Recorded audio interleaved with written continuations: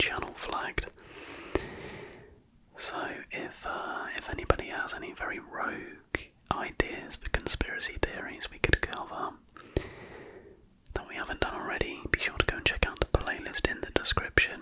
Then please, oh please, let me know in the comments down below. But yeah, this evening we're going to take a slow, whispered look into the history and the lore behind the Kraken. Let's get into it. So, the Kraken, a ship-wrecking monster.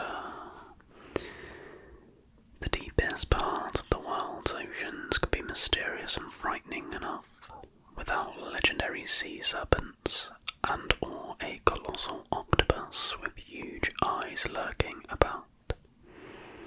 This still doesn't stop our imaginations from running a bit wild. For centuries, seafarers have spread legends of the Kraken attacking sailing vessels on the high seas. The giant cephalopod, known for its enormous size and strength, unheard of in the natural world, has garnered credit for an untold amount of wreckage that has washed ashore, in spite of a distinct lack in concrete proof of it existing as a real animal. But the giant squid ended up being real. Why not a cryptid like the Kraken?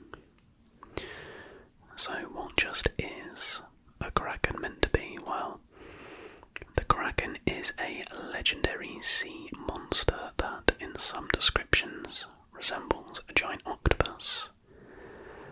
Archaeopteryx ducks or oversized versions of other squid species. When we say this is a sea creature of epic proportions, we mean it. Imagine each tentacle being large enough to pass for a sea serpent, capable of taking out a sperm whale. Then picture teeth on the suckers of each tentacle. All this would be in addition to a mouth ringed with sharp beak-like structures, similar to those of giant squid.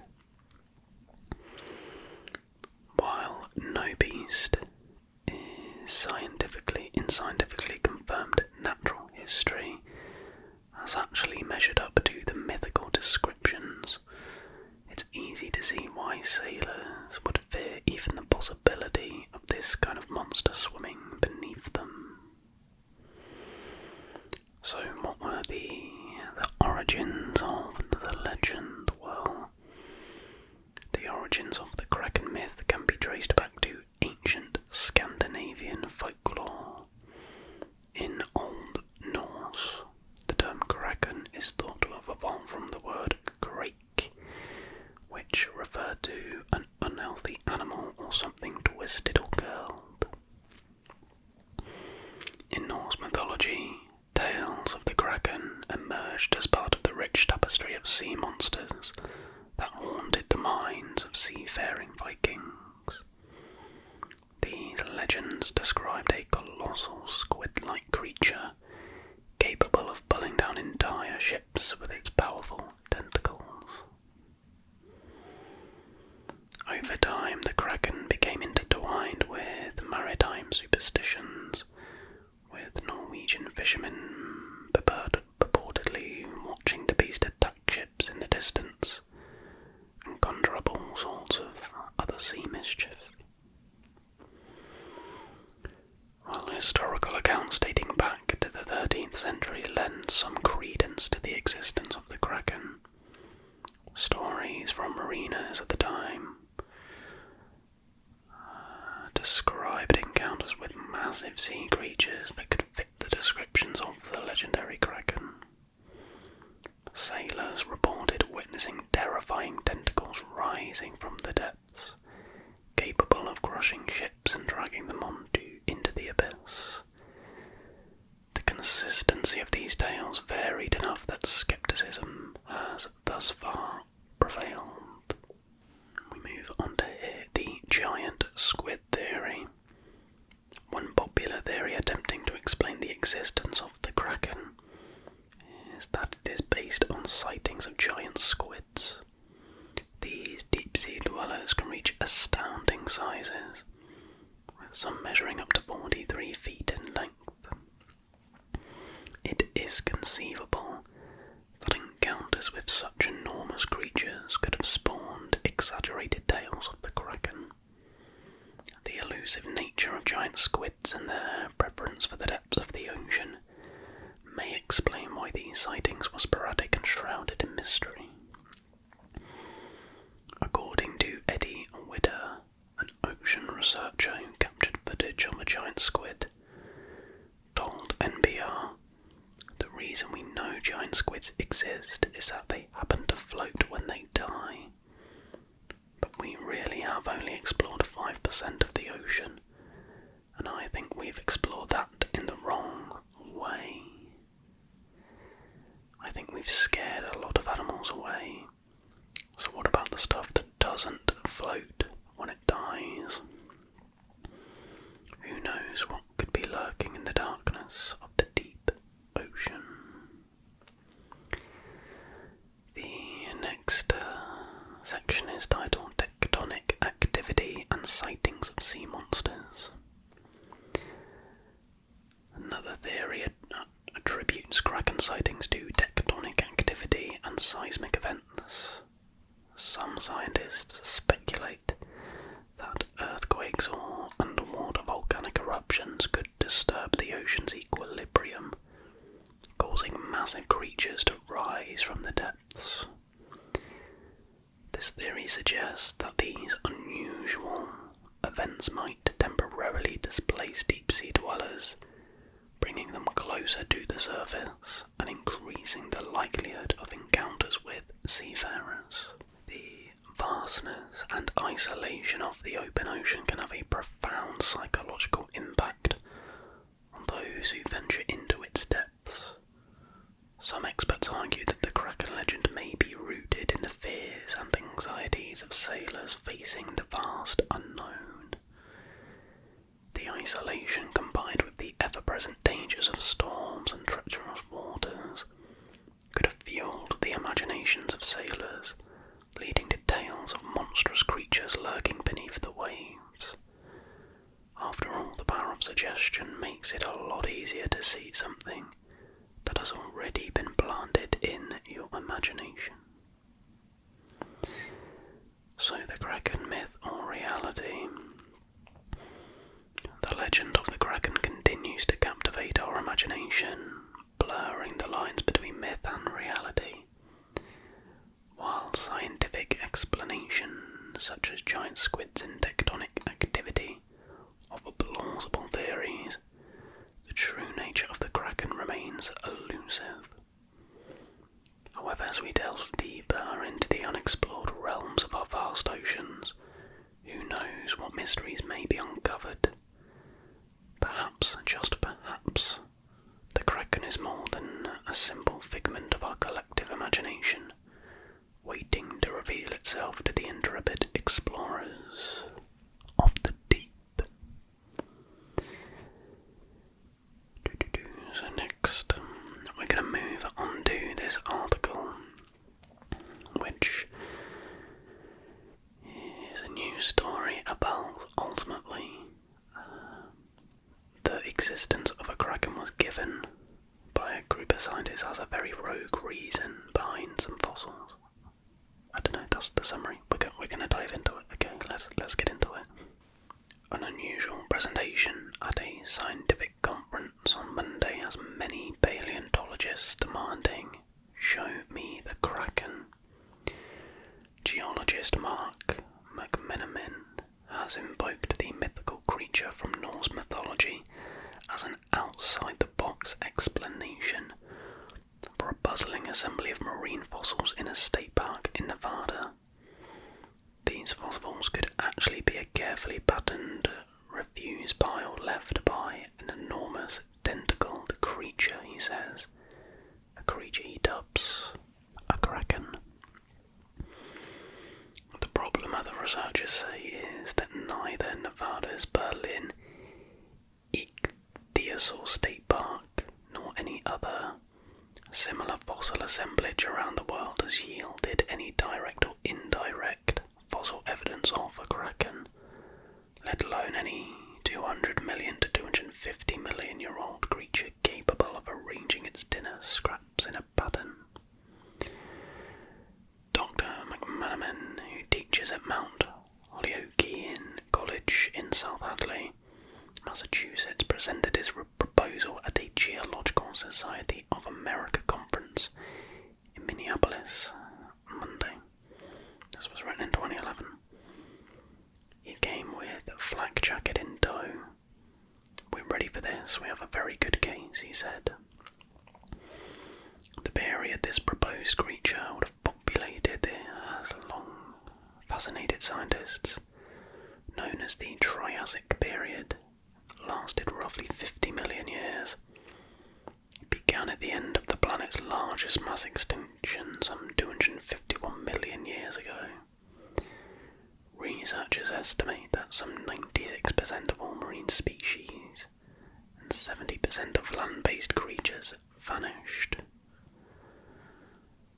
It ended in another mass extinction, one that would lead to the rise of the dinosaurs. The Triassic is a time when modern ecosystems come into being, says Hans-Dieter Suess, curator of vertebrate paleontology at the Smithsonian's National Museum. Almost every group that today is dominant in the world's oceans or on land had either its first appearance in the Triassic or some of its closest relatives first showed up. One of the period's iconic creatures, large sharp-toothed fish known as ichthyosaurs, one member in particular, Shonisaurus popularis, grew to lengths of up to 50 feet. Nevada's Berlin Ichthyosaur State Park boasts 9 fossils of these giants, all bunched in the same general location. So, random fossil pile or kraken lair. At issue is whether the assembly represents animals who died in a shallow ocean from a mass stranding or an explosive algae bloom, or whether the formation was in the deep sea. Some recent geological analysis has suggested the deep sea location, the modern-day battleground for sperm whales and their prey, giant squid. Enter McManaman and the kraken. A unique pattern of vertebra caught his attention. 2 rows neatly set side by side in a manner that make them look nested. Moreover, the bones were scarred in ways that indicated the animals died at different times. Marine scientists have long noted that octopuses gather up bones, rocks, remains of prey, literally anything they can grab in order to hide the entrances to their dens. McManaman explained that the bones in Nevada looked to be placed there on purpose, and the pattern of arrangements for the vertebra suggested to him a higher level of intelligence than one might expect from a mere piling of bones. One pattern of side-by-side lengths of vertebra has the look of a neatly arranged suckers on a squid's tentacle. I think that these things were captured by a kraken and taken to the midden to be dismembered, McManaman said in a prepared statement. Without fossil evidence of a tentacled predator, however, many researchers are highly skeptical of the notion of a Triassic kraken, let alone an animal capable of its own kind of performance art. Patterns also have random sources, notes Dr. Suess. If the Shonisaurus died in a mass stranding, for instance, their bodies could well have fallen one on top of another, allowing for the pattern to form as the bodies decomposed and the vertebrae settled into place. I've been to Ichthyosaur State Park and I've worked in the marine Triassic rocks in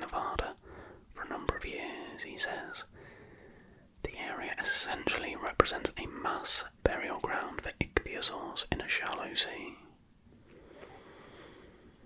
So, if it is true, how do you prove it?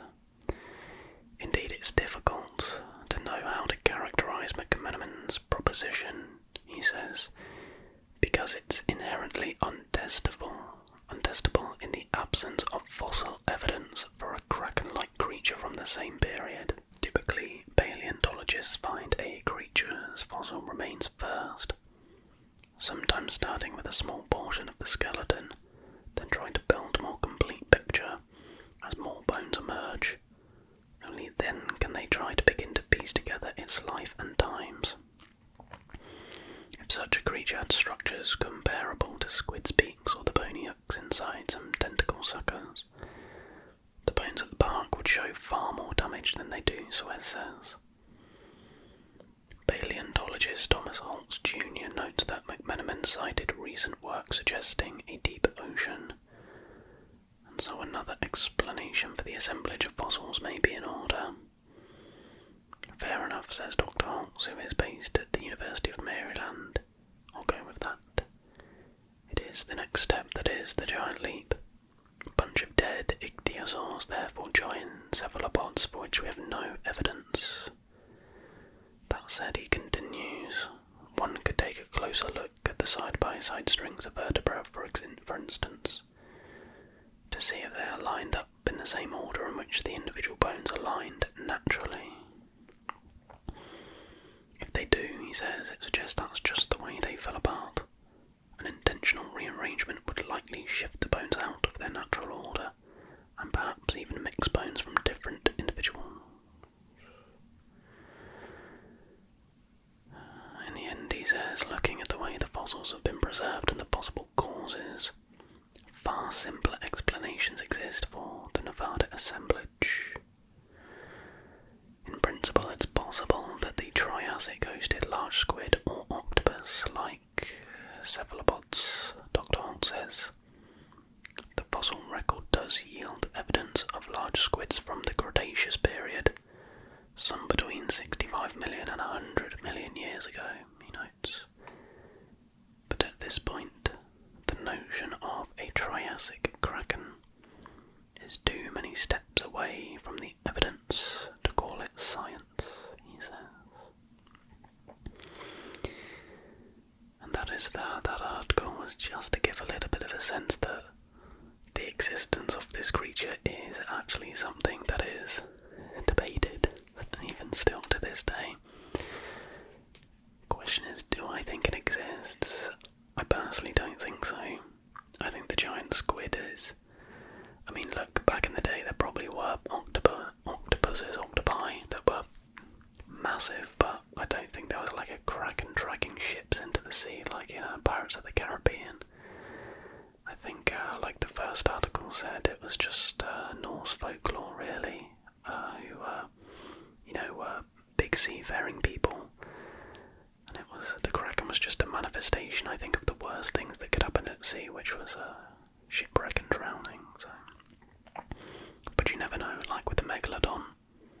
Although the megalodon is more proof it existed, I guess.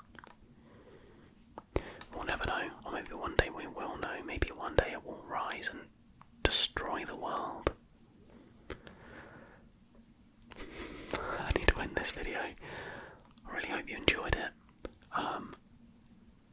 Like I said at the beginning, any ideas for conspiracy theories, cryptids, creatures we haven't yet covered on the channel, please do let me know. I don't think I've done a video on Wendigo and Chupacabra and Mothman, if Mothman is a thing. But off the top of my head I can't really think of any others we haven't done, so be sure to let me know. But that is going to do it for this evening's video. Hopefully you did enjoy it.